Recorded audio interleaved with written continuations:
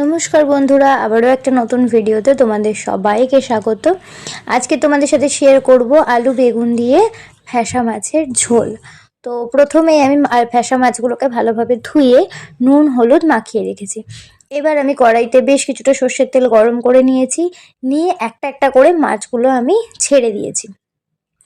মাছগুলোকে ছেড়ে ওই তোমার 2-3 মিনিট মতন একটা পিঠ হতে দিচ্ছি আমি। ততক্ষণে আমি মাছটার একটা মশলা তৈরি করে নেবো।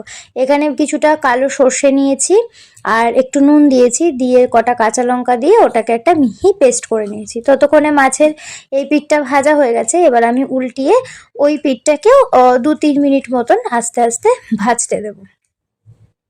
দেখো, মাছের এই পিঠটাও সুন্দর ভাজা হয়ে গেছে।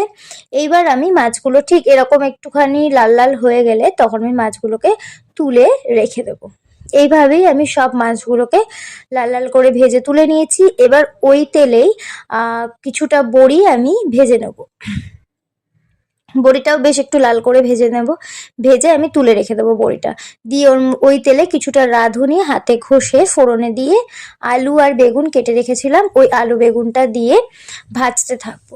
যতক্ষণ না বেগুনের কালারটা চেঞ্জ হচ্ছে ততক্ষণ আমি বেগুনটাকে ভাজতে থাকবো। দেখো, এখানে বেগুনের কালার চেঞ্জ হয়ে গেছে। এইবার আমি ওর মধ্যে দেবো এক এক করে স্বাদ মতো নুন আর হলুদের গুঁড়ো দিয়ে ওটাকে ভালোভাবে বেগুন আর আলুর সাথে মিশিয়ে নেব। মেশানো হয়ে এসছে। মেশানোর পর ভালোভাবে নুন হলুদটা মেশানো হয়ে গেছে। এবার পরিমাণ মতো আমি জল ঢেলে দেব। জল দিয়ে এবার আমি ওর মধ্যে দিয়ে দেবো 1 চামচ মতো জিরে ধনের গুঁড়ো, আর দিয়ে দেবো ওই সর্ষে আর কাঁচা লঙ্কা বেটে রাখাটা দিয়ে দেবো। দিয়ে ভেজে রাখা বড়িগুলোও দিয়ে দেবো। দিয়ে ভালোভাবে ওটাকে মিশিয়ে নেব। এবার মিশিয়ে নিয়ে ওর মধ্যে দেবো একটু লঙ্কার গুঁড়ো, দিয়ে ওটাকেও ভালোভাবে আমি মিশিয়ে নিয়ে ঝোলটা ফুটে গেলে কটা কাঁচা লঙ্কা দিয়ে আমি ঢাকনা চাপা দিয়ে রেখে দেবো আলু বেগুনটা সেদ্ধ হওয়ার জন্য।